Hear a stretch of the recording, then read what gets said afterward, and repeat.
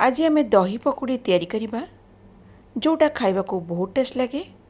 एथिरे बहुत गुड़े ट्रिक मु आपण मानकु बतेइबी जहाँफल दही पकुड़ी खाइबा को बहुत टेस्ट लगिबो आ आपण माने समस्या को इजिली करि परिबे। मु सस्मिता आपण मानकु स्वागत करुछि सस्मिता मोहंती ओडिया रसोई रे। तेबे चलंतु तैयारी करबा स्टार्ट करबा।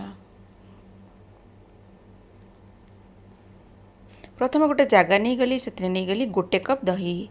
जदि टिके खट्टा दही नेबे ताले बहुत बढ़िया हे। दहीटा को भल भाव में फेंटी दबा।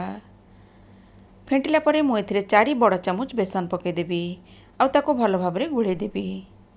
बर्तमान एथिरे पानी पकेबा 2 रु 2.5 कप एना पानी पकाउछि परे आउ पानी आमे ऐड करबा। बर्तमान पानी पकेला परे भल भाव में फेंटी देवी। भल भाव में फेंटी दियंतु जेंति मुंडा मुंडा न रहिबो। टिके हळदी गुंड पकेदेली आउ ताको भी भल भाव में गोळेई देली। बर्तमान जीवा पकुड़ीर सामग्री कौन कौन नहीं आपण मानकु देखै दउछि। बर्तमान मु एठी नहीं गोटे कप बेसन 3टा पियाज को एमती स्लाइस करके काटी देछि। टिके हल्दी गुंड 1 टीस्पून जीरा धनिया पत्र को चुना चुना करी काटी देछि। बर्तमान स्वाद अनुसार लुण पकेबा और टिके टिके पानी ऐड करके भल भाव गोळेई दबा। मन रखिबे टिके टिके करके पानी ऐड करिवे एका संगे ऐड करिवेनी। बर्तमान आपको गोटे साइड रे रखिथिबा आ पुणी जीवा नेक्स्ट प्रोसेस को। बर्तमान जो दही को गोळेई रखिथिली बर्तमान ताको कड़े रे पकेई देली आ गैस रो फ्लेम को ऑन कर देली। कला परे एथरे मु 3 कप पानी पकेई दोची कारण दहीटा जतबेले फुटिबो एटा बहुत गाढ़ा हे जिवो सेति पय टिके पानी आपण अधिका देबे एथरे। बर्तमान दहीटा को मीडियम फ्लेम रे फुटिबा पय छाडी दबा आ एमती कंटीन्यूअसली घांटुथिबा। बिल्कुल ताको छाड़बेनी एमती कंटीन्यूअसली घांटीबे और दहीटा को मीडियम फ्लेम रे फुटिबा को छाड़ी देबे। जदि आमे छाड़ी देबा ताले एटा मुंडा हे जिवो दहीटा छिड़ी जिवो। बर्तमान देखंतु दहीटा भल भाव में फुटी गलानी।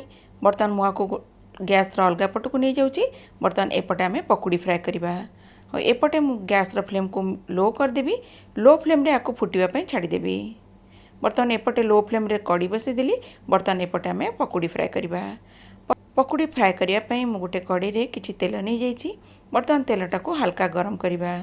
मन रखिबे तेलटा को पूरा बहुत गरम करिवेनी।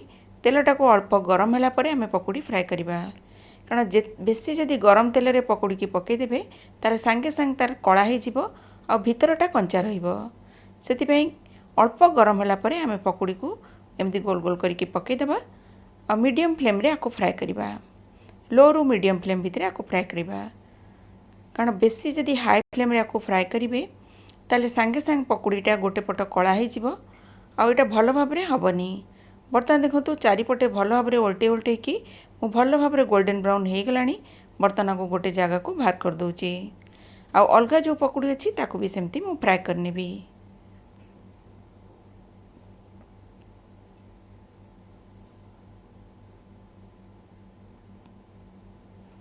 बर्तमान देखंतु दहीटा फुटी फुटी की पूरा गाढ़ा हो गलानी। बर्तमान एथरे स्वाद अनुसार लुण पकेई दबा आ ताको भल भाव में गोळेई दबा।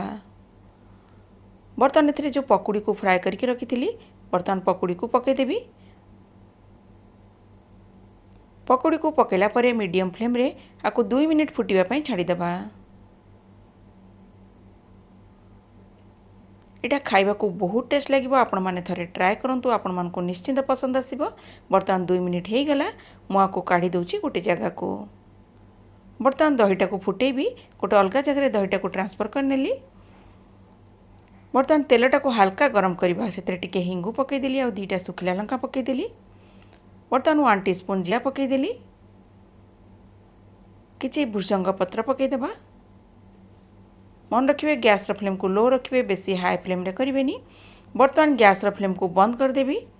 बंद कला परे half teaspoon Kashmiri red chilli powder पकेबी और ताको भल भाव में मिक्स करके मु दही रे पकेई देबी। मन रखिए गैस रो फ्लेम को बंद करके काश्मीरी रेड चिली पाउडर पकेबे नले लंकाटा संगे संग जळि जिवो।